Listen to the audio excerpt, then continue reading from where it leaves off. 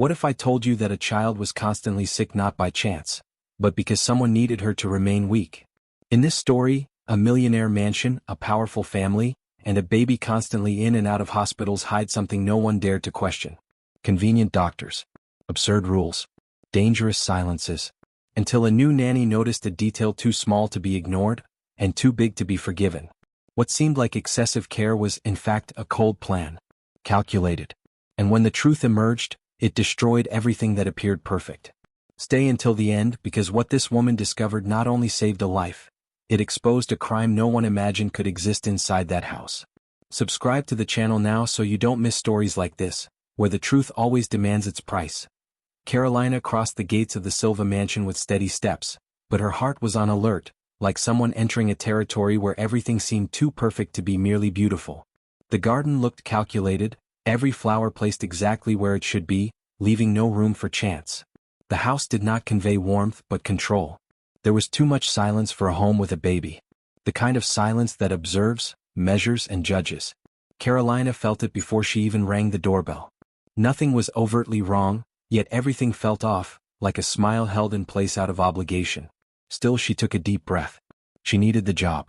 And she truly believed that caring for a child was always worth any initial discomfort. As soon as she entered, she was welcomed by a long, cold, excessively clean hallway where her footsteps echoed louder than they should have. There were no family photos on the walls, only expensive abstract paintings with no story, no memory. The decor spoke of money, not affection. Carolina realized it was not just a luxurious house, but an environment that imposed rules without needing to say them out loud. Every object seemed to say, "Don't touch, don't question, don't cross the line." She felt a slight tightening in her chest, but kept moving forward. A pediatric nurse used to difficult environments, she had learned that not every danger presents itself aggressively. Some hide behind expensive rugs and solid wood doors. The housekeeper led her forward with few words, explaining only the essentials, as if every sentence were carefully measured to avoid revealing too much. Carolina noticed there were no questions about her work methods, her experience, or her professional judgment. Only rules, schedules, protocols, limits. It was as if her role had already been defined, fit into a rigid mold. That bothered her more than she wanted to admit. Caring for children requires sensitivity, not just obedience. But she kept the thought to herself. It was not time to confront anything yet. First, observe. Always observe. When she reached the main hall, Carolina grasped the true scale of the family's wealth. Enormous chandeliers, imported marble floors, furniture that looked like works of art. Everything screamed power. And yet, there was a glaring absence of life. No toys scattered around, no childish sounds, no signs of mess. For a house with a baby, it was strange. Carolina swallowed hard. Babies take up space. Babies make noise. Babies create disorder. And there, everything looked sterilized like a showroom. The feeling was that Helena existed there more as a controlled element than as a free child. As she waited, Carolina noticed discreet cameras positioned at strategic angles. They were not just for security. They were for surveillance. She felt the invisible gaze following her every move. She adjusted her posture, aware she was being evaluated. Not as a professional but as a potential risk. That triggered an internal alarm. No ordinary family needed to watch a nanny like that. But again she remained calm. Not every excess is a crime, she thought. Sometimes it's just fear. Or paranoia. There was still no proof of anything beyond an unsettling feeling. The first rule came even before a formal introduction. "Everything here works in a very specific way," the housekeeper said in a neutral tone. Carolina nodded, but inwardly wondered what specific really meant. That word carried more weight than it should have. Like a disguised warning. A silent reminder that those who don't adapt don't stay. She felt that this job was not just work. It was a test. And tests tend to have consequences. While waiting to meet the family, Carolina thought about other houses, other babies, other parents. No place had ever given her that sense of stepping into an emotional minefield. She was trained to identify clinical signs, but there her instincts spoke louder than any medical protocol. Something about that house demanded caution. Demanded silence. Demanded strategy. And without realizing it, Carolina was already adjusting her mindset, like someone preparing for a difficult shift, the kind where any small detail can change everything. The air felt heavy despite the perfectly controlled temperature. Carolina had the strange impression that the mansion breathed rules, not love. And that deeply unsettled her because children feel that. Babies feel that. She still hadn't met Helena, but she was already wondering how a child could grow up in a place where everything felt so controlled. The question echoed in her mind without an answer as footsteps approached down the main corridor. It was then that Carolina realized her arrival was not just the beginning of a new job, but an entry into a dynamic far larger than she had imagined. There would be no room for neutrality. Either she would become part of the system or it would turn against her. And before even meeting Clara, Carolina already sensed that this house did not tolerate questions. Only obedience. And somehow, that was directly connected to the baby she had not yet seen. Clara appeared at the top of the staircase like someone stepping onto a stage already knowing all eyes belonged to her. Elegant, impeccable posture, a smile too restrained to be spontaneous. Carolina noticed it immediately. There was no curiosity, no warmth, no human interest in that first encounter. Only assessment. Clara descended the steps with calculated movements, examining Carolina from head to toe, as if checking whether a piece fit the required standard. The introduction was brief, without warmth. A quick handshake, almost purely procedural. Before asking anything about Carolina, Clara began talking about the house. And the tone was not explanatory. It was imposing. She described the mansion as a living contract, a strange expression delivered with unsettling naturalness. Every space had its own rules, every routine was followed to the letter without exception. Clara spoke with excessive precision, as if reciting a manual she had memorized. Carolina listened attentively, but sensed that this went far beyond normal maternal care. It was not attentiveness. It was absolute control. Clara made it clear that nothing there worked on intuition. Everything was planned, monitored, and reviewed. Carolina realized there was no room for improvisation, not even when it came to a baby. When the subject turned to Helena's feeding, the atmosphere shifted almost imperceptibly. Clara became even more rigid. She said the bottles followed a specific protocol and that no changes were allowed under any circumstances. Experience, education, or clinical observation did not matter. Carolina was not to question anything. Only follow orders. That surprised her. Pediatric nurses are trained precisely to observe reactions, adjust care, and identify early warning signs. But there, Clara seemed to want no attentive eyes. Only obedient hands. Carolina tried to ask carefully about the formula being used, as she would in any professional setting. The response was quick and cold. That has already been decided. There was no further explanation. Clara did not justify. She decreed. The conversation always moved in one direction only. And Carolina felt something unsettling begin to form inside her. A quiet internal alarm. It was not common for a guardian to block any kind of professional input, especially when it came from someone trained to protect a child's health. As Clara spoke, Carolina observed the details. The way the smile stayed only on her lips, never reaching her eyes. The excessive care with every word. The way she mentioned Helena without any visible emotion. It was as if the baby were part of a larger system, not a fragile human being in need of affection beyond rules. Carolina felt a faint chill run down her spine. Something in that dynamic did not align with the narrative of protection Clara was trying to project. Clara made it clear in a firm voice that any deviation would be seen as a breach of trust. And their trust was not something to be built. It was demanded. Carolina nodded, fully aware that this was a territory where questioning meant danger. Not explicit danger, but the kind that quietly closes doors, sets silent traps, and turns people into disposable problems. Clara spoke softly, but the message was harsh. Those who think too much do not last. At the end of the conversation, Clara led Carolina toward the nursery area, but without allowing immediate access. She said the routine would be presented at the appropriate time.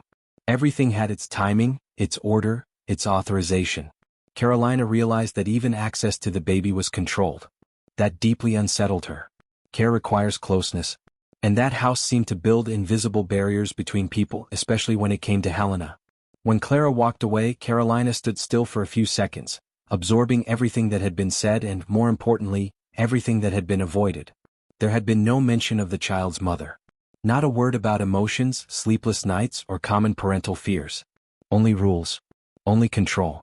Carolina sensed she had entered an environment where truth was fragmented, and where simple questions could come at a high cost.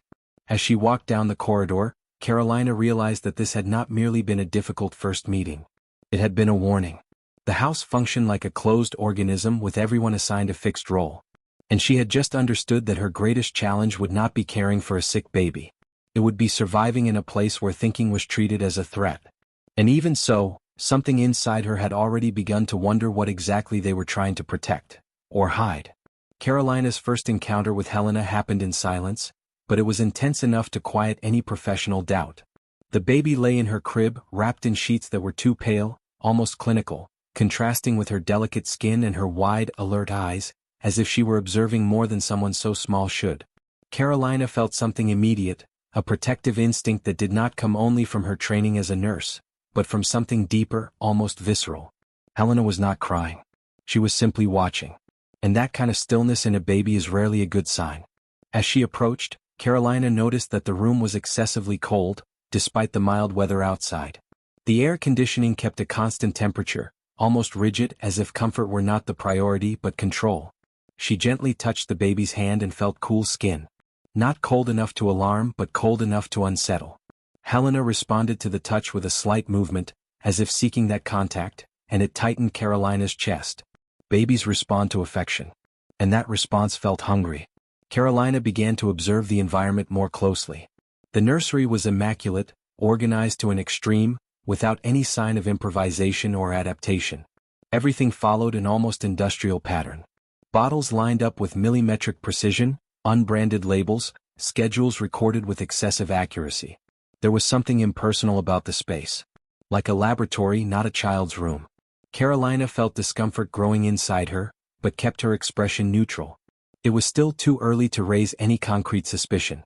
When it came time to feed Helena, Carolina noticed something strange about the smell of the formula. It wasn't strong, but there was a subtle metallic note, hard to identify, yet impossible to ignore for someone trained. She brought the bottle closer to her nose again, trying to confirm whether it was just an impression. The formula looked visually normal, but that odor persisted. Carolina felt the internal alarm flare more strongly. Small details are often dismissed, and they are precisely the ones that make the difference. Helena began to feed with some difficulty. Small gagging motions, pauses that were too long, an expression of discomfort that did not match ordinary hunger. Carolina watched every reaction, every micro-expression of the baby. Something that was not right. And yet everything around seemed programmed so that no one would question it. The sensation was like witnessing an automated process, where the child was the least important variable. As she fed Helena, Carolina felt a chill that did not come only from the room's temperature. It was an emotional coldness, an absence of real human presence. There were no photos, no used toys, no marks of an affectionate routine. Everything looked too new, too clean, as if constantly reset. Carolina wondered how many hands had already passed through that nursery in the past year. How many attentive gazes had been replaced without leaving a trace. Helena began to show a slight flush on her skin, almost imperceptible, but enough to catch Carolina's attention. It was not common. It was not immediate. But it was recurrent according to the records. Carolina felt the weight of responsibility grow heavier. She could not act yet, but she could not ignore it either. That baby was saying something with her body. And someone at some point had decided not to listen. When Carolina finished, she laid Helena down to rest. The baby grasped her finger with surprising strength for someone so small. It was a quick, almost desperate gesture, lasting only a few seconds. But it was enough to mark Carolina. That was not just a reflex. It was a search. Carolina felt a knot form in her throat. Something in that child was silently asking for help. And she did not yet know from what. As she left the nursery, Carolina glanced one last time at the clock on the wall. The hands seemed to move at a slightly different rhythm than normal. She blinked, trying to decide whether it was just fatigue or imagination. But she made a mental note. Small inconsistencies build great truths. And Carolina, without fully realizing it, was already beginning to piece together a puzzle that no one wanted to assemble. As she closed the door, she knew that her bond with Helena would not be temporary. It was not just a job. It was a commitment. And in that moment, Carolina understood that protecting that baby would mean confronting something far greater than a rigid routine. Something that began in the details and hid beneath the appearance of perfection. And that realization would follow her from then on, opening a dangerous path toward what was yet to come. Breno appeared at the end of the corridor without making a sound, as if he had already been there for some time, observing before announcing himself. Tall, rigid posture, a gaze far too serious for someone at home. Carolina felt the immediate shift in the atmosphere. The air seemed heavier. Breno did not smile. He only nodded, a short, almost mechanical gesture. His presence did not convey warmth but authority. He was the kind of person who did not need to raise his voice to be obeyed. Simply being there was enough. He approached the nursery with firm steps, not looking at Carolina right away. His eyes went straight to Helena.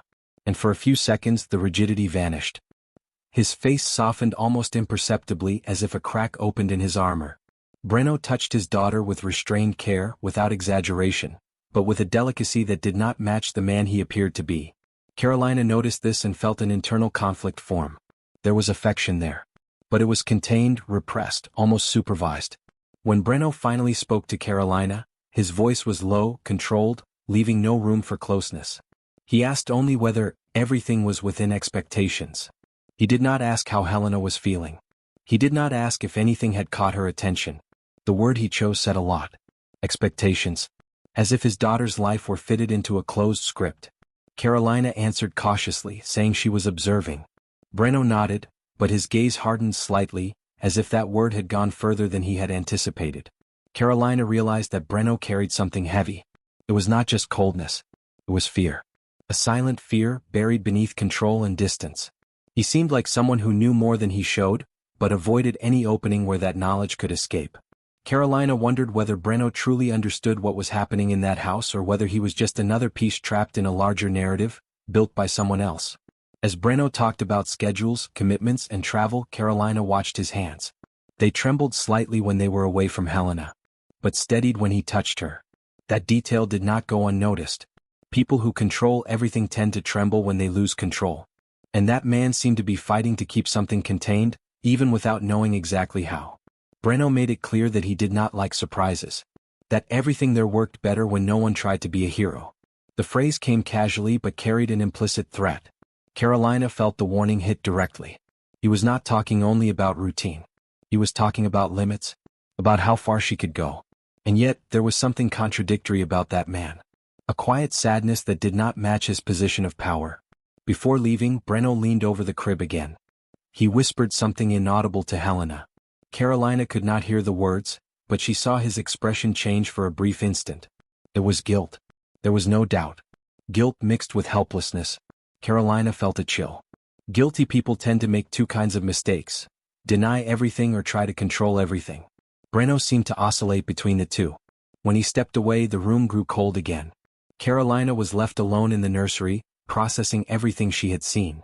Breno did not seem like an obvious villain. But he did not seem innocent either. He was the kind of person who knows something is wrong, but chooses not to look straight at it out of fear of what he might find. And that, to Carolina, was almost as dangerous as someone who does harm consciously. She realized that Breno was not just the distant father he appeared to be. He was emotionally trapped, bound to decisions he might not have the courage to reconsider. And that raised a disturbing question. If Breno knew that something was wrong, to what extent would he allow it to continue? Or worse, to what extent had he already allowed it? As she left the nursery, Carolina felt that this family was held together by dangerous silences. And Breno was one of them. A heavy silence full of cracks. From that moment on, Carolina understood that uncovering the truth would not mean confronting only Clara. It would mean pushing through the fears of a man who preferred not to know. And that silent resistance was beginning to outline the next obstacle in her path. The staff table was located in a secluded area of the estate, far from the grand halls and the carefully curated aesthetics meant for visitors. It was there that the house revealed more than it tried to hide. Carolina sat in silence, observing the overly simple environment in stark contrast to the luxury of the rest of the property. There was no comfort there. Only functionality. People spoke in low voices as if the walls themselves were listening. That immediately caught Carolina's attention. Healthy homes do not require constant whispering. It was Marcos who broke the silence. He looked nervous, restless, fidgeting with his coffee cup as if he needed to keep his hands busy. He glanced around before speaking, making sure no one else was listening.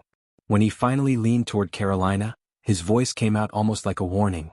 He said without any build-up that she was the 5th nanny that year. The sentence landed heavily, without preparation. Carolina felt her stomach tighten. 5 nannies in such a short time did not suggest high standards. It suggested a problem. Carolina tried to keep her expression neutral, but inside her mind raced. She carefully asked about the reason for the turnover. Marcos shrugged, but his eyes revealed discomfort. He said only that no one lasts long there. He did not explain. He did not elaborate. He simply stated it. It was the kind of answer that carried more fear than information. Carolina realized that the house did not dismiss people for incompetence. It dismissed them for noticing too much. When Carolina asked about Helena's mother, the atmosphere shifted abruptly. Marcos lifted his eyes quickly, as if he had been caught making a serious mistake. Silence spread across the table. No cutlery moved. No voice dared to fill the space. Marcos took a deep breath before answering, and when he spoke, his words were dry and direct. "We don't talk about that here." There was no explanation. No alternative. Just an invisible but absolute rule. Carolina felt a chill run down her spine. In any home the subject could be delicate. But there it was forbidden. That spoke louder than any story. People do not erase topics without reason. And the more dangerous the topic, the stricter the silence around it. Carolina understood that there was an absence screaming inside that mansion. And that absence had a name even if no one dared to say it. Marcos tried to change the subject quickly, talking about tasks, schedules, and minor workplace complaints. But the damage was done. Carolina observed every gesture, every micro-expression. He looked like someone under pressure from something far greater than simple professional duties. His eyes carried guilt. And fear. A lot of fear. Carolina began to realize that the staff in that house were not just employees. They were pieces trapped inside a system that allowed no mistakes. As they ate, Carolina noticed that no one mentioned Helena naturally. When the name did come up, it was always followed by silence or vague statements. There were no comments about milestones, smiles, or ordinary baby developments. It was as if speaking too much about the child was also a risk. That deeply unsettled her. Helena seemed to exist only within protocols. Never within human conversation. At the end of the meal, Marcos leaned in again and, in an even lower tone, told Carolina to be careful. He did not explain with what. He simply repeated that curiosity was not seen as a virtue there. It was seen as a threat. Carolina nodded, feeling the weight of those words. She had already sensed that, but hearing it from someone who lived there every day made it real. When Carolina stood up, she felt that lunch had been a turning point. It was no longer just about a strange routine or excessive rules. There was a history. People had passed through that place and left without a trace. And the question forming in her mind was inevitable. What had all those nannies seen, and why had none of them stayed? As Carolina returned to work, she carried more than information with her. She carried a warning. A clear sign that the house punished those who saw too much. And even so, something inside her was beginning to accept that she would not be able to simply pretend she did not see. The next step would not be a choice. It would be a consequence. That same night, alone in her modest room inside the mansion, Carolina pulled from her bag the blue notebook she always carried with her. It wasn't just a professional habit. It was an old instinct. Writing things down was the way she had learned to organize the world when something didn't make sense. She sat on the bed, took a deep breath, and began to write. Not conclusions. Just facts. Times. Sensations. Small details that, on their own, seemed ordinary, but together were beginning to form an unsettling pattern. She noted the constant temperature of the nursery, always the same, without any natural variation. She recorded Helena's behavior during feedings, the pauses that lasted too long, the subtle choking, the faint flush that appeared and disappeared. She wrote about the metallic smell in the bottles, something she couldn't rationally explain, but that her body stubbornly recognized. Carolina trusted the body. It often sensed danger before the mind could find words for it. The next day, Carolina began observing even more closely. She noticed that the clock in the nursery did not show exactly the same time as the other clocks in the house. The difference was minimal, almost imperceptible, but constant. She wrote it down. Not because she knew what it meant, but because patterns are built that way through quiet repetition. The blue notebook began to fill with small discrepancies that no one else seemed to notice or pretended not to notice. With each new entry, Carolina felt the risk grow heavier. She knew that if she were discovered, that notebook could become a serious problem. Even so, she couldn't stop. Writing had become the only way to preserve her sanity in an environment that distorted everything. To write was to resist. It was a way of refusing to let the mansion's artificial normalcy erase what her eyes were seeing. Carolina began connecting information. The rapid turnover of nannies. The rigid schedules. The absence of detailed medical records. Everything went into the notebook. There were no accusations, only raw observations. And still, she felt that this alone was already too dangerous. In that house, simply paying close attention was an act of silent rebellion. At times, Carolina found herself rereading what she had written, trying to convince herself she was overreacting. But each new observation reinforced the sense that something was being carefully kept out of focus, as if someone were erasing traces before they could ever become visible. And the most disturbing part was realizing that whoever was doing it had method, precision, planning. The blue notebook stopped being just a professional tool. It became a silent weapon. Carolina began hiding it carefully, changing its location often. She didn't trust drawers. She didn't trust bags left in plain sight. The house's invisible surveillance felt more present with each passing day. And even without concrete proof, Carolina felt she was being watched differently. As she wrote, Carolina wondered how many of the previous nannies had done the same. How many had noticed small signs but lacked the time, the courage, or the protection to record them. Maybe the blue notebook was something no one before her had managed to keep. That thought frightened her and strengthened her at the same time. If no one had succeeded before, maybe that was why she was still there. When Carolina closed the notebook that night, she was fully aware that she had crossed an invisible line. She could no longer pretend everything was just strange. Now there was a record. And records carry responsibility. From that moment on, she wasn't just caring for Helena. She was safeguarding fragments of a truth that someone clearly did not want to exist. And as she hid the blue notebook in its improvised hiding place, Carolina still didn't know exactly who she was protecting herself from. But she felt, with uncomfortable clarity, that this simple blue-covered object was about to place her at the center of something far greater. Something that would reveal itself not through words, but through Helena's fragile body. The first signs appeared discreetly, almost politely, as if Helena's body were asking permission to warn that something was wrong. Carolina noticed small pinkish patches forming on the baby's delicate skin, especially after feedings. They weren't alarming at first glance, but they were persistent. And persistence in pediatrics is never a detail. Carolina observed in silence, noted it mentally, and stayed calm. There was still no room for confrontation, only for heightened attention. As the hours passed, a low-grade fever emerged, intermittent, the kind that misleads anyone who isn't watching closely. Helena grew quieter than usual, her gaze less curious, her body heavier in Carolina's arms. Carolina felt it physically. Children speak through their bodies before they cry. And Helena's body was asking for help in a subtle but insistent language. Carolina measured, noted, compared. Nothing felt accidental. When Carolina informed Clara, the response came quickly and sharply. Clara reacted with impatience, as if she were being interrupted by something inconvenient. She said it was common, that Helena had always reacted that way. The word always echoed in Carolina's mind. Always sick. Always feverish. Always fragile. That wasn't a normal medical history. It was a pattern. And patterns make children ill when no one questions them. Clara began treating Carolina with a faint tone of contempt disguised as superiority. She reminded her that doctors had already evaluated the baby countless times. She said Carolina was being dramatic, exaggerated, too emotional. The message was clear: discredit before any doubt could take shape. Carolina felt the attempt to undermine her as a silent blow. They weren't just denying the symptoms. They were attacking her credibility.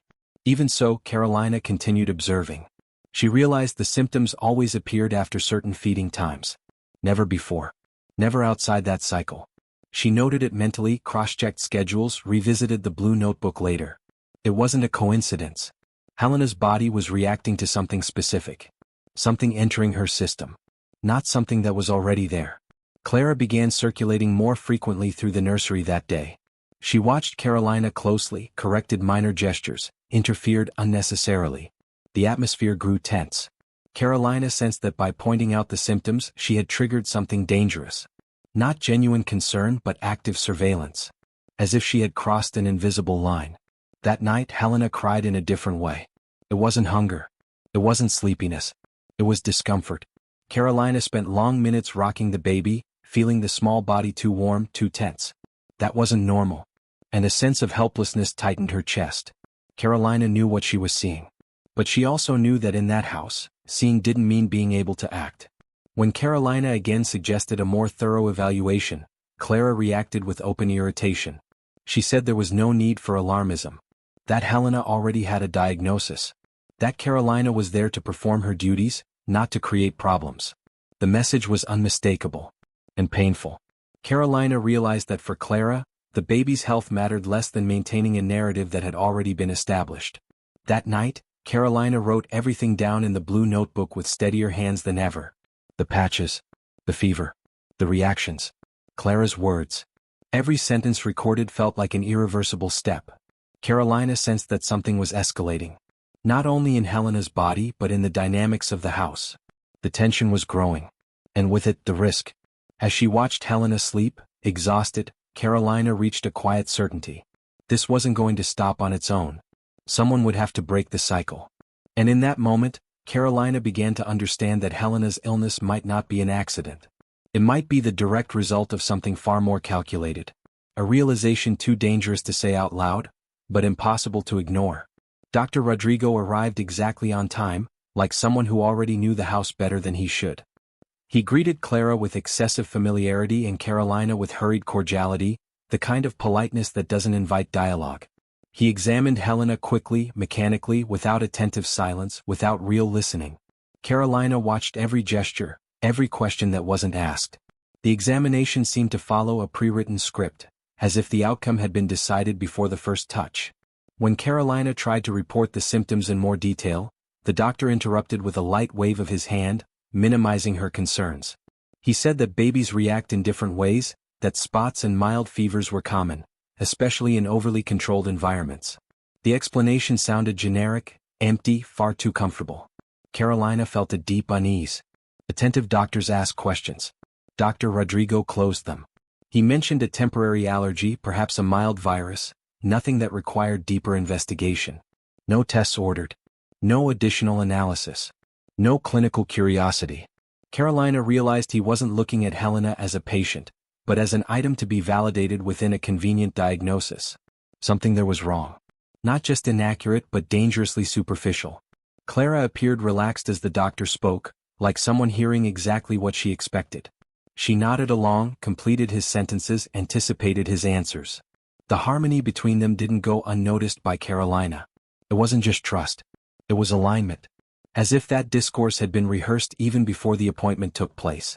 Carolina tried to insist, mentioning the specific timing of the reactions, the strange smell in the formula, the pattern she had been observing. Dr. Rodrigo smiled condescendingly and said that too much observation also makes people sick. The sentence struck Carolina like a silent blow. They weren't just dismissing the symptoms. They were blaming the person who noticed them. In the end, the doctor prescribed only rest and monitoring. No change in routine. No concrete recommendations. Just vague words that closed the matter. Carolina felt an emptiness grow inside her. That appointment hadn't been useless due to lack of time. It had been useless by design. And that realization put her on maximum alert. As Dr. Rodrigo said goodbye, Carolina noticed he hadn't written anything by hand. He had only signed something already prepared. Another small but glaring detail. Everything in that house seemed to work that way. Nothing was spontaneous. Everything was predefined. Including diagnoses. As soon as they were alone, Clara cast a firm look at Carolina, as if closing a debate without allowing a reply. She said it was now clear there was no reason for alarm. That the doctor had spoken. And there the final word wasn't about health. It was about authority. Carolina felt the warning settle in. That night, as she wrote in the blue notebook, Carolina recorded every detail of the appointment. Not only what had been said but what had been ignored. The way Helena had been treated. The absence of real care. Carolina felt that the fragile diagnosis wasn't just negligence. It was part of something bigger. Something that needed Helena to remain sick, but not too sick. As she closed the notebook, Carolina reached an unsettling certainty. If it depended on that doctor, nothing would change. And that meant that from that point on, any attempt to protect Helena would have to happen outside official channels. A dangerous thought. But, at that stage, inevitable. Carolina was summoned to the office late in the afternoon, without prior notice, without explanation. The request did not come as a favor. It was an order disguised as formality. Clara's office was elegant, silent, overly organized like everything in that house. The blinds filtered the light with precision, casting harsh shadows on the face of anyone seated across the desk. Carolina immediately realized that the room was not designed for dialogue. It was designed for correction. Clara did not ask Carolina to sit. She began speaking while standing, slowly pacing the space, as if controlling the rhythm of the conversation before it even began. She said she had noticed an excess of initiative. The phrase was delivered with poisonous softness. Carolina understood instantly. Observing too much had been noticed. Thinking too much as well. Clara made it clear that Carolina's role did not include interpretations, questions, or personal opinions. Clara's tone was not explosive. It was cold. Calculated. She explained that in that house every professional had a specific role, and stepping beyond that role created unnecessary noise. Carolina listened in silence, feeling the weight of every word. There was no direct accusation, but the threat was embedded in every pause. It was the kind of conversation that didn't need raised voices to intimidate. Clara moved closer to the desk and placed her hands firmly on it, leaning forward. She said with surgical clarity that Carolina had not been hired to think. The sentence hung in the air for several seconds. Carolina felt the impact like a direct blow to the chest. It was not just a professional reprimand. It was an attempt to erase who she was. Carolina tried to respond calmly, explaining that her intention was to protect Helena. Clara smiled slightly, a short smile with no warmth at all. She said that too much protection also causes harm. That excessive concern creates problems where none exist. The inversion was clear. The problem was not the baby's possible illness. It was Carolina having noticed. Clara then mentioned, almost casually, the turnover of professionals in the past. She said the house required aligned people. People who understood when to remain silent. Carolina felt the message complete itself. This was not merely a warning. It was a line being drawn. Crossing it would have consequences. Before ending the conversation, Clara made a point of reminding Carolina that professional references are fragile. That reputations are built and destroyed with ease. Carolina understood perfectly. They were not only threatening her current job. They were pointing to the future. To everything that could be lost. As Carolina left the office, she felt her body tense, muscles rigid like after imminent danger. She knew she had just been marked. Not as a dedicated employee but as a risk. And still, something inside her refused to retreat. Fear was there. But something greater was growing alongside it. That night, Carolina struggled to sleep. She replayed every word Clara had said, every look, every heavy silence. The threat had not been explicit. And precisely because of that, it was more dangerous. People like Clara do not attack head-on. They surround. They wait for the right moment. As she closed her eyes, Carolina realized that from that point on, any misstep would be used against her. But she also understood that retreating would mean abandoning Helena to her fate. And that choice did not exist for her. The game had changed. And now, thinking was no longer just a risk. It had become a necessity. The next morning, Carolina sensed that something had changed before she even entered the nursery. The air felt different, more rigid, as if the environment had been recalibrated overnight. As she crossed the doorway, the first detail jumped out at her. The clock on the wall showed a time that did not match hers. It wasn't a big delay. Just a few minutes. But enough to break the logic of the routine. Carolina paused for a second, pretended to adjust something in her bag and looked more closely. The clock had been altered. And no one had said a word. She continued with the routine but felt every movement being watched. The nursery refrigerator, previously just closed, now had a discreet lock on it, almost elegant as if it were part of the decor. Carolina felt her stomach tighten. Locks don't exist for organization. They exist for control. And control usually appears when someone feels they've lost dominance over something important. The bottles were still neatly aligned, but something about them felt different. The caps were tighter. Some showed faint marks, almost invisible, as if they had been opened and closed in a hurry. Carolina didn't touch anything beyond what was necessary. She only observed. The metallic smell was still there, but now it seemed weaker in some bottles and stronger in others. That wasn't chance. It was adjustment. Someone was recalibrating something. Carolina also noticed that the routine had been subtly altered. Feeding times had changed without prior notice. Some intervals were shortened. Others were extended. Everything too subtle to catch the attention of someone who wasn't watching closely. But Carolina was watching. And mentally recording. It felt less like care and more like course correction. As if someone were trying to erase traces before they became obvious. Helena showed slight improvement that day but not consistently. Brief moments of comfort mixed with signs of discomfort. Carolina sensed that this too was part of the game. Improving just enough not to raise alarms. Getting sick just enough to maintain control. It was too cruel to be coincidence. And too intelligent to be negligence. Clara passed through the nursery more often than usual. Always with some irrelevant excuse. A quick glance.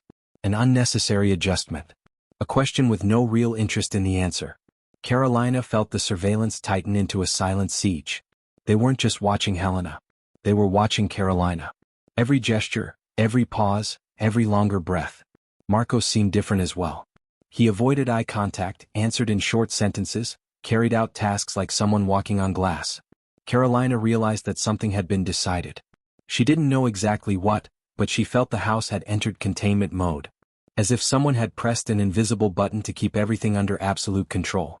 That afternoon, Carolina returned to the nursery and noticed that the clock had been adjusted again. Now it matched hers.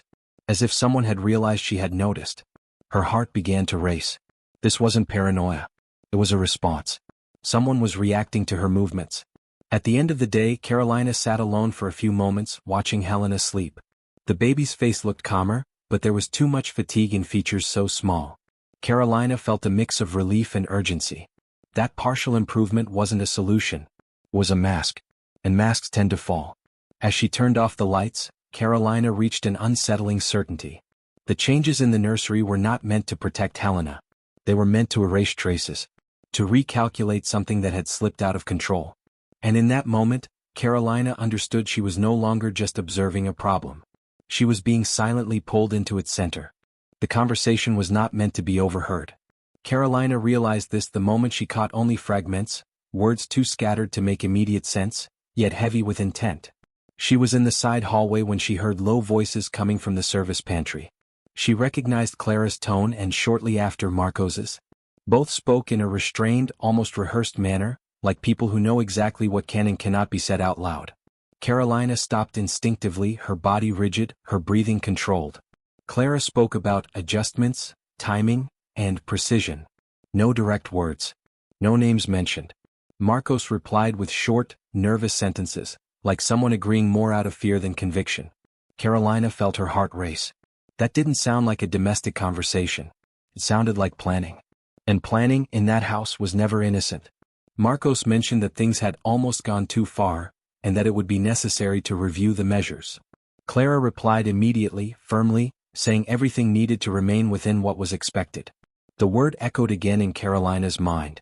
Expected for whom? Certainly not for Helena. A chill spread through Carolina's stomach. This wasn't about marriage nor about routine. It was about controlling something far too sensitive to be spoken aloud.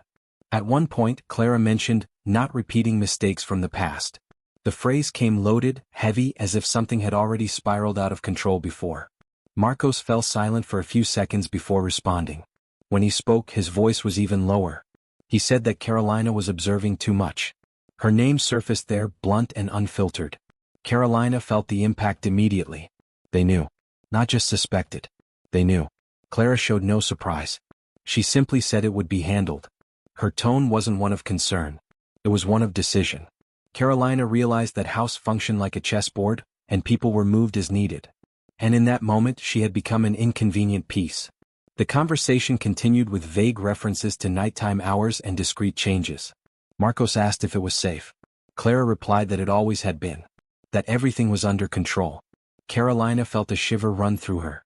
People who say that tend to trust their own intelligence too much. And that excess of confidence often precedes mistakes. When footsteps began to approach, Carolina quietly moved away, her body tense, her mind boiling. She hadn't heard everything. But she had heard enough. It confirmed something her instincts had been screaming for days. Helena wasn't getting sick by chance. There was intent. There was calculation. And there was complicity. Carolina continued on her way, trying to keep a neutral expression, but she felt the weight of the discovery pressing against her chest. That conversation didn't give her concrete proof, but it gave her context. And context is dangerous when you start connecting dots. She understood she needed to act with even greater caution. Any hasty move could accelerate something she still didn't fully understand. When she reached the nursery, Carolina watched Helena sleeping. The contrast between the baby's fragility and the coldness of what she had just heard was almost unbearable. A silent anger grew inside her, mixed with fear. It wasn't just a house full of rules. It was a system. And systems crush those who try to expose them. That night, Carolina wrote in the blue notebook more carefully than ever. No names. No accusations. Just keywords. Loose phrases. Times. Enough not to forget. Enough to remember at the right moment what she had heard. She knew that information, still incomplete, would be decisive later on. As she closed the notebook, one thing became clear to Carolina. This wasn't just a toxic environment. It was a plan in motion. And Helena was at the center of it. From that point on, every second would count. Because when someone starts talking about adjustments, it's usually because something has slipped out of control.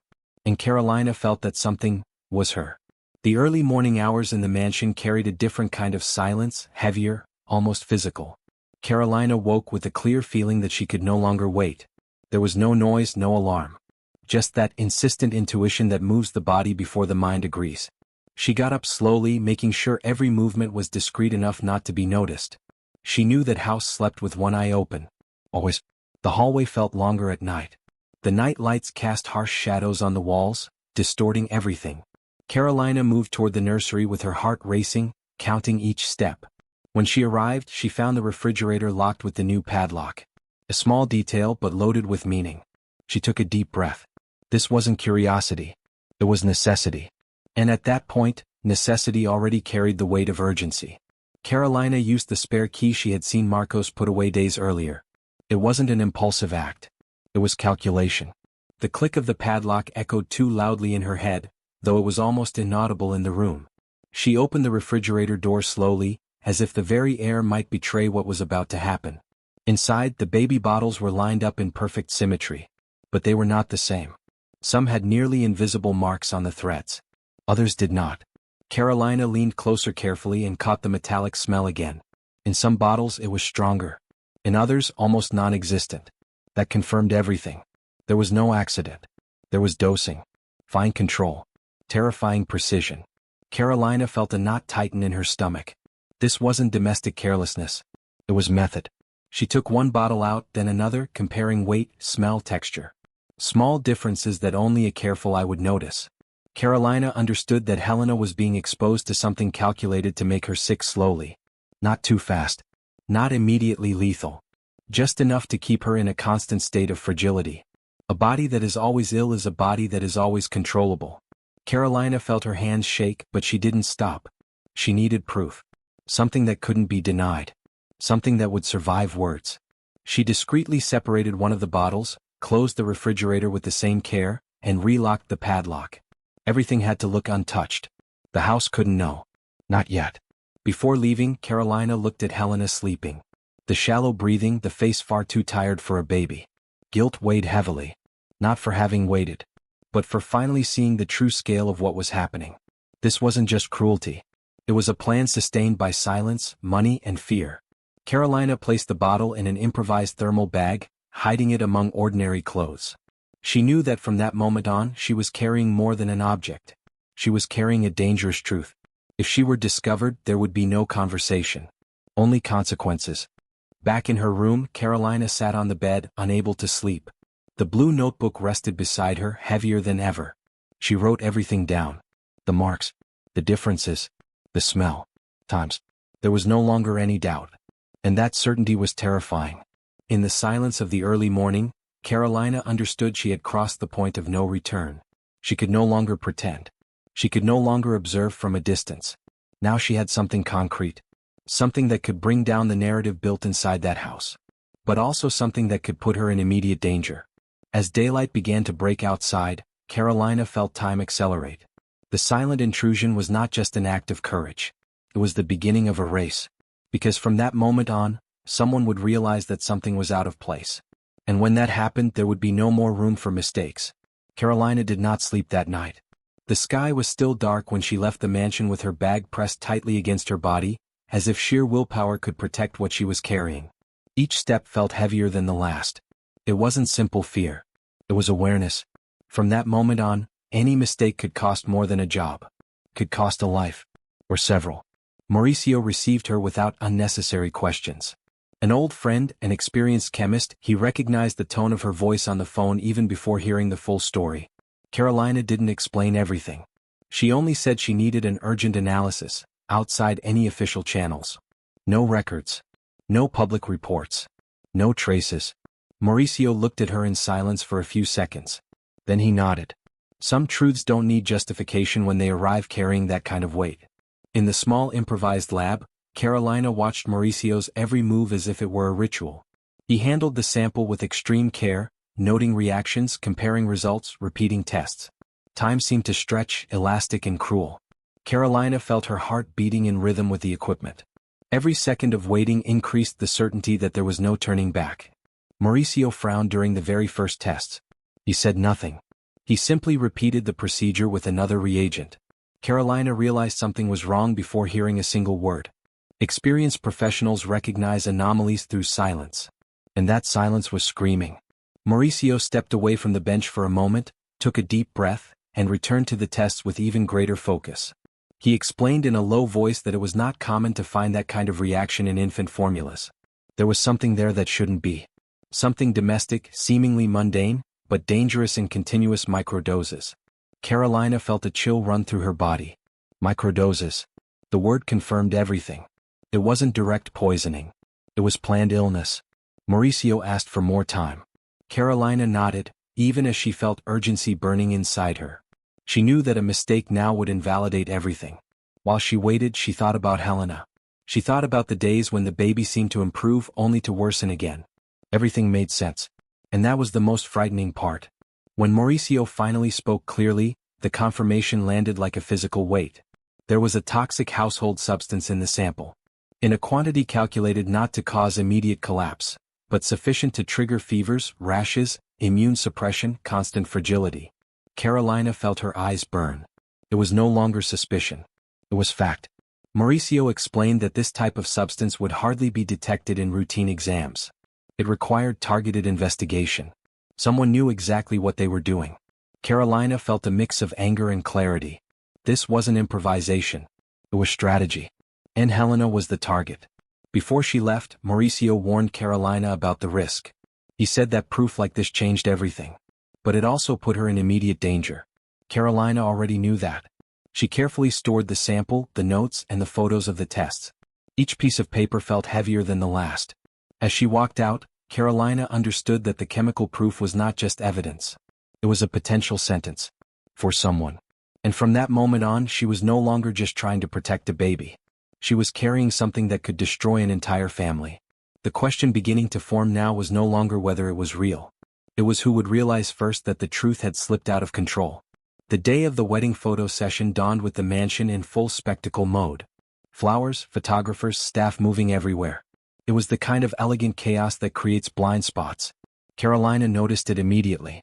For the first time since she had arrived, the house was too busy to monitor everything. And that was exactly where the only real chance to test the truth without raising suspicion lived. Carolina kept herself invisible, carrying out simple tasks, avoiding prolonged eye contact, blending into the flow of people. In the nursery, everything looked the same as the night before. The padlock, the aligned bottles, the same clinical silence. But now there was urgency in the air. Clara was far too busy with dresses, poses, and schedules to control every detail. Carolina felt her heart race. That was an opening. Small, risky, but real. With calculated movements, Carolina prepared a safe bottle, using clean formula she had set aside earlier. She didn't improvise. Everything followed the same routine, the same times, the same gestures. The only difference was invisible. And precisely because of that, powerful. She knew that the swap wouldn't prove anything officially, but it would prove everything to her. When she fed Helena, Carolina watched every reaction with absolute attention. The baby fed more easily. There was no choking. No immediate bodily tension. Her gaze seemed more alert, more present. Carolina felt a knot form in her throat. It was still early for conclusions, but Helena's body was responding differently. Better. The hours passed and for the first time in days, Helena didn't develop a fever. Her skin remained clear with no new spots. Carolina felt a mix of relief and dread. Relief at confirming the suspicion. Dread at understanding the magnitude of what she was facing. This wasn't coincidence. It was living evidence. While photographers captured smiles and promises outside, Carolina held in her arms a truth far too silent to be spoken there. Helena slept peacefully that afternoon, something that hadn't happened in days. Carolina felt the weight of confirmation settle in. The illness was induced. Controlled. Interrupted with a simple switch. Carolina knew that what she had done was the boldest move she could have made. If anyone noticed, there would be no acceptable explanation. Even so, she didn't regret it. Protecting Helena in that moment meant risking everything. And as she watched the baby breathe calmly, Carolina understood there was no other choice. At the end of the day, Clara passed through the nursery in a hurry, quickly remarking on how Helena seemed calmer. The comment almost made Carolina tremble. Clara noticed the change.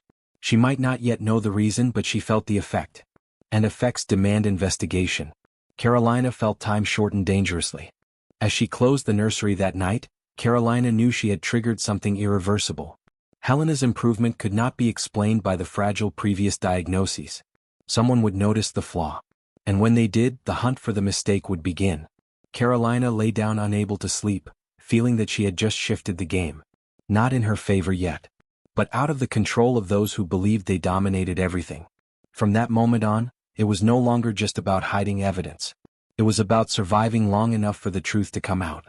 Mauricio called late at night, when the mansion had already returned to its artificial silence. His voice wasn't hurried, but it carried a weight that made introductions unnecessary. Carolina stepped away to a secluded corner, her heart racing even before she heard the words. When Mauricio confirmed the final results, there was no immediate shock. There was a slow, deep chill, as if the body understood before the mind could accept it. He explained with technical precision, but without evasion. The substance found was a common household product, easily accessible, invisible in superficial exams. The danger wasn't in a single dose, but in the calculated repetition. Small amounts, administered continuously, created a picture of chronic illness. Recurrent fever, rashes, gradual loss of resistance. Nothing that would kill quickly. Everything that would keep the child fragile, dependent, controllable. Carolina felt her breath falter for a moment. This wasn't just cruelty. It was engineered suffering. A plan designed to look natural to the wrong eyes. Mauricio made it clear that someone had to study the effect of that substance on an infant's body. Nothing had been done by chance. The word calculated echoed in Carolina's mind like a sentence. He explained that if the dosage increased slightly, the effects could become irreversible. If it decreased, the symptoms would disappear too quickly. What Helena was showing was exactly the point of balance. Sick enough to justify medical control. Healthy enough not to raise immediate legal suspicion. Carolina felt anger rise, hot and hard to contain. Mauricio warned that this constituted a serious crime, but also something difficult to prove without being caught in the act or having visual records. The substance didn't leave lasting traces in the body. It needed to be documented at the moment it was administered. Carolina understood the message. The chemical proof was strong but not definitive on its own. It would need to be tied to human actions. To hands. To intentions. After hanging up, Carolina remained still for a few seconds, absorbing what she had just heard. This was no longer about suspicion. It was about proven intent. Someone had decided to make a baby sick. Slowly. Controlled. Coldly. Carolina felt the ethical weight crush her chest. This went beyond any imaginable limit. She returned to her room and opened the blue notebook. She reread the old notes under a new light. Everything made sense now. Every adjustment. Every silence. Every veiled threat. The house didn't protect Helena. The house protected the plan. And Helena was at its center. Carolina knew that from that moment on, she wasn't just facing Clara. She was facing an entire structure built to look normal. And structures like that don't fall with a single piece of evidence. They demand patience. Strategy. Time. Something she felt was running out. As she put the phone away, Carolina was certain that someone would soon realize something had gone wrong. Helena's improvement was already a sign. A missing bottle would be another. And when that happened, the response wouldn't come in the form of conversation. It would come in the form of an attack. Carolina lay down unable to close her eyes. The lab results weren't just terrifying. They were an invisible clock counting down against her. And in that moment, Carolina understood that the next move wouldn't be hers. It would be theirs. Clara noticed before she asked.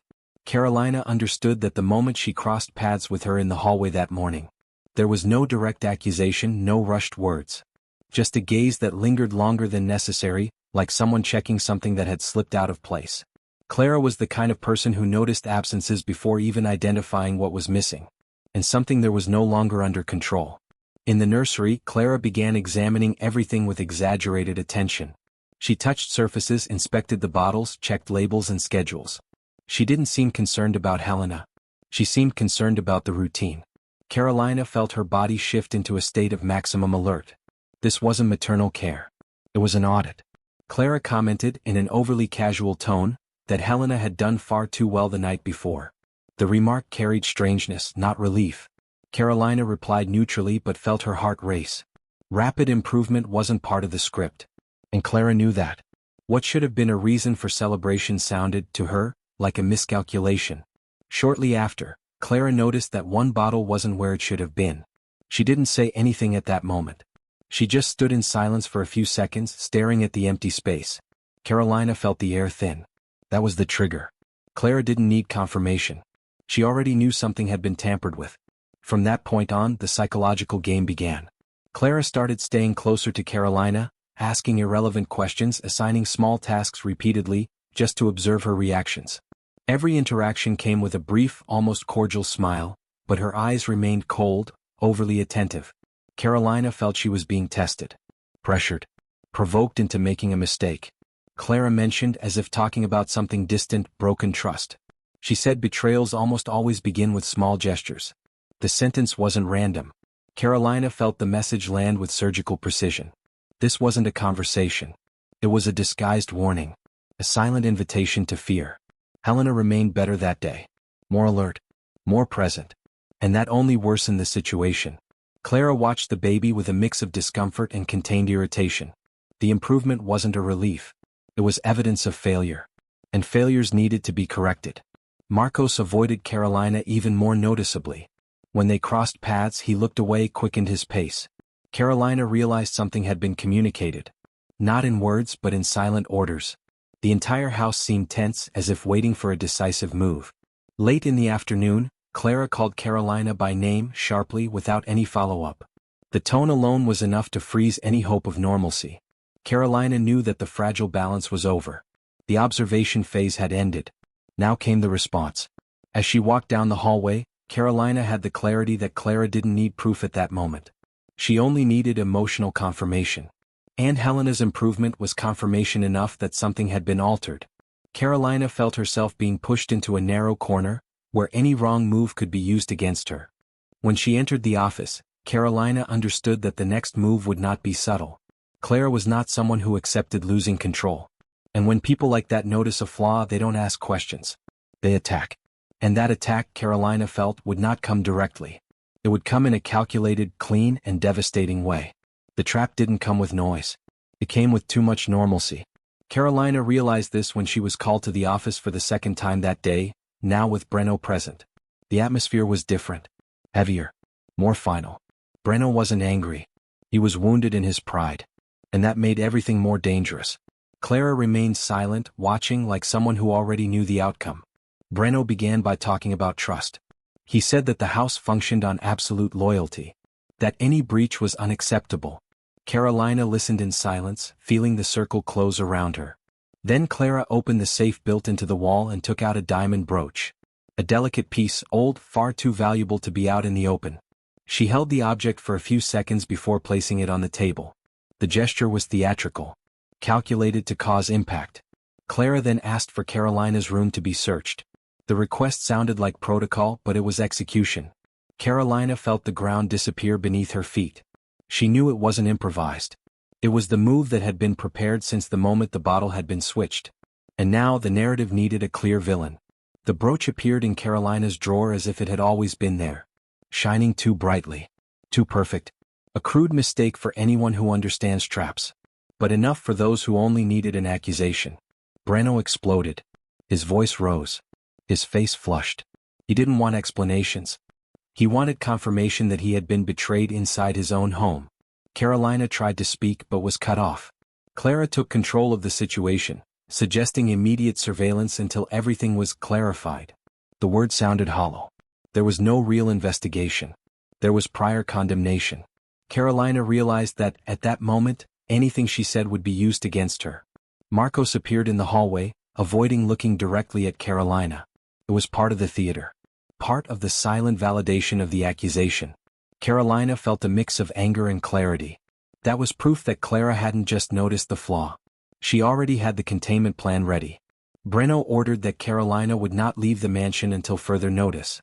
He said it was for everyone's safety. Safety for whom? Carolina understood. Safety for the secret. She was no longer just an inconvenient employee. She had become a concrete threat. and threats need to be neutralized quickly. As she was escorted back to her room, Carolina felt the weight of injustice press against her chest. It wasn't just a false accusation. It was an attempt at silencing. If the theft were confirmed, everything she said afterward would lose value. Her credibility would be destroyed before she even had the chance to speak.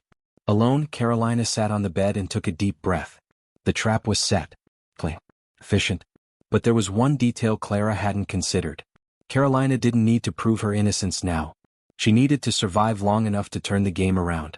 And in that forced silence, she began to understand that the only way out wouldn't be to defend herself.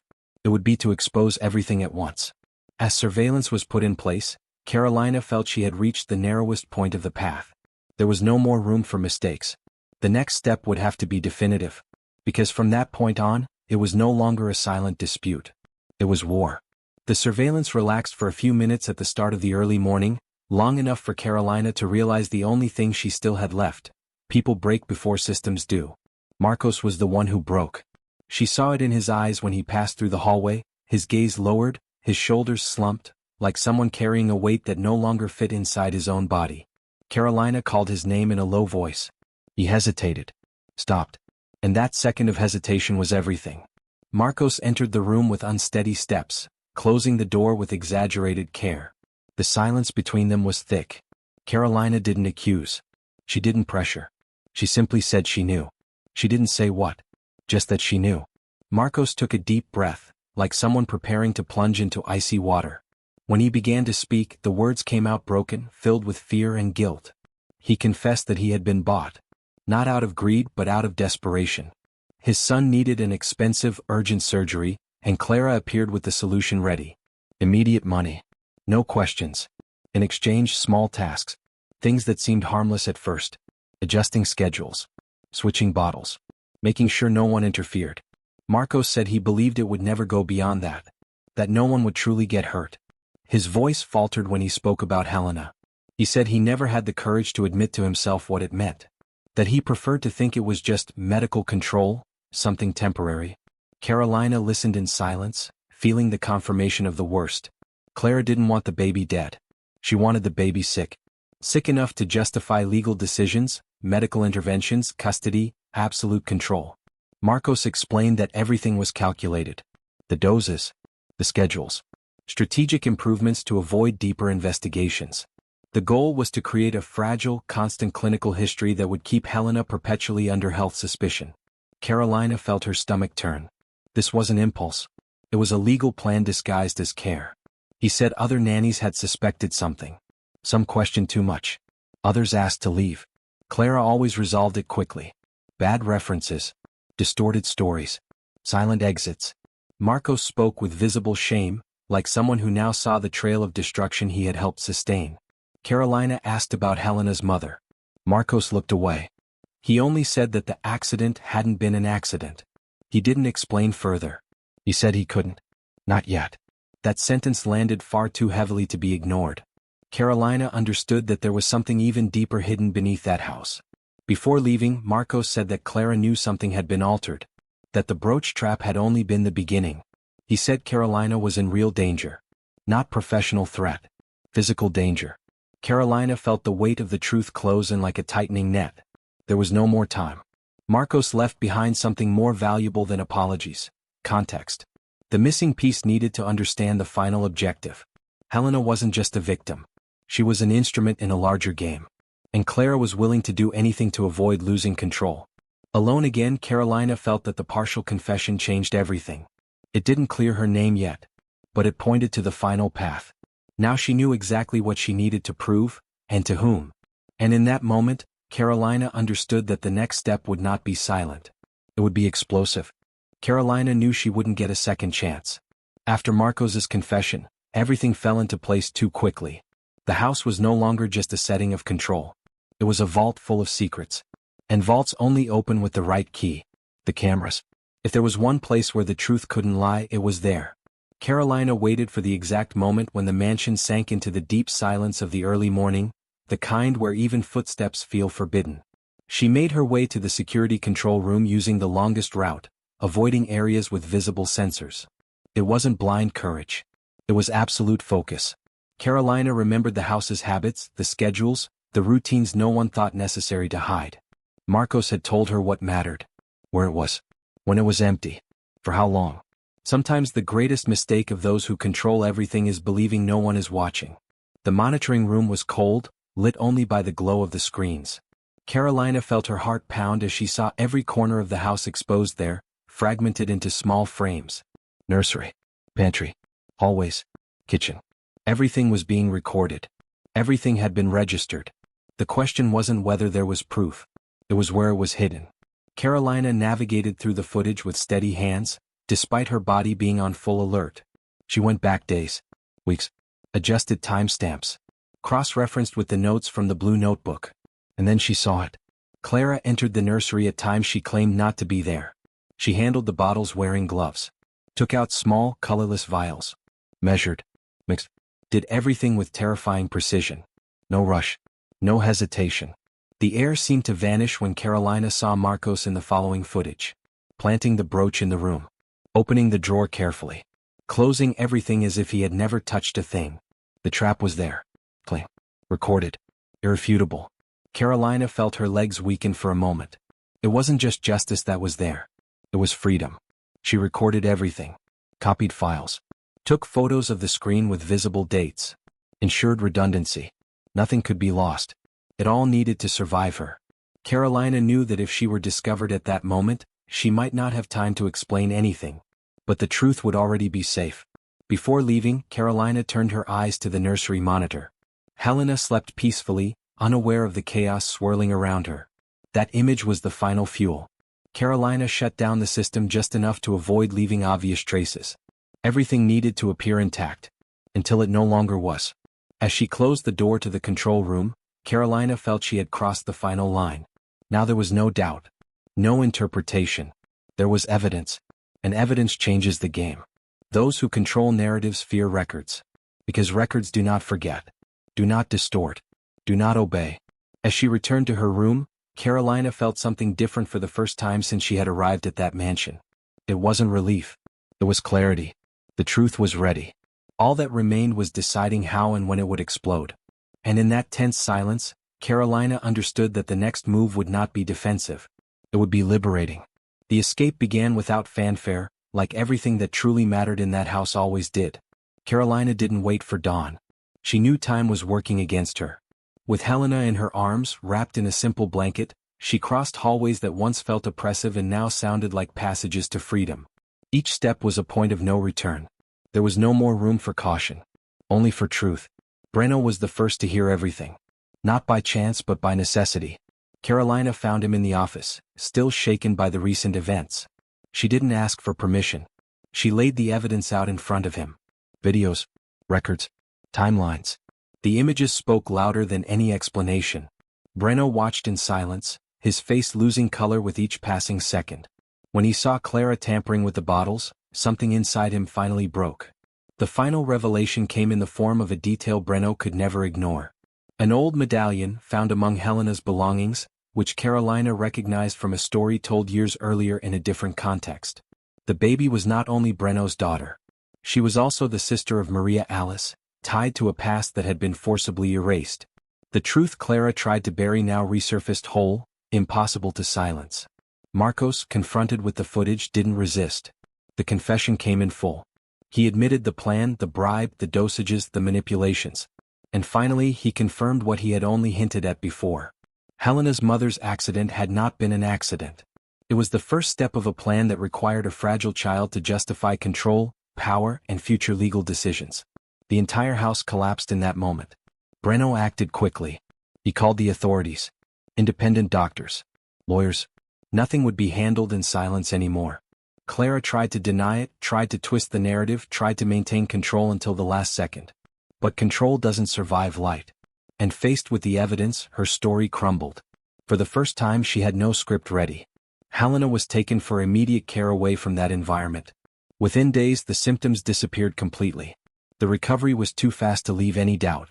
Carolina followed every step, feeling the weight of what had been prevented. It wasn't just a child saved. It was an entire life returned to its own body. Justice didn't come as a spectacle. It came as consequence. Clara was exposed, prosecuted, isolated. Marcos answered for his actions. The mansion lost its artificial silence and gained echoes of truths that would never be erased. Breno, for the first time, didn't hide behind control. He faced guilt, grief, and rebuilding. Carolina left the house without looking back. Not because she didn't care, but because she knew her mission there was finished. She wasn't a heroine. She was someone who chose not to look away. And that was enough to change everything. Helena grew up far from cruel protocols, surrounded by real care, not calculated care. And that story, which began with too many rules and too little love, ended with something simple and rare, clean truth. No dosages. No control. Just life. How many truths are hidden behind beautiful doors? How many children suffer because someone decided that control is worth more than life? How far would one person go to maintain power, and how far would another go to protect those who cannot defend themselves? This story ends with justice, but it leaves questions that cannot be ignored. Would you have the courage to see when everyone else prefers to pretend? Would you trust someone who seems too perfect? If this story touched you, comment below what you would do in Carolina's place. Subscribe to the channel, turn on notifications, and keep following stories that show that the truth may take time, but it always finds a way.